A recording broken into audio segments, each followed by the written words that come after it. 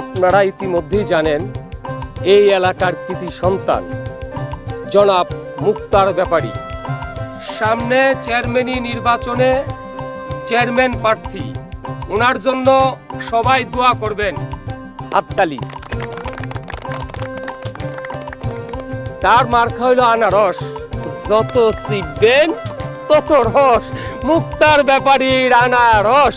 এইবার আপনাদের সামনে বক্তব্য রাখবেন ব্যাপারী সাহেব। এই এলাকার দান ভিড়, শিক্ষা অনুরাগী মানুষের। লোকমান সাহেব, এত বিশেষণের দরকার নাই। আমি তো আপনাদেরই লোক, আপনাদের এই এলাকারই সন্তান। আমি নির্বাচনে দাঁড়াইছি। আমি মুক্তার ব্যাপারী মাইসেলফ, মানে আমার নিজের কিছু বলার নাই আপনাদের কাছে।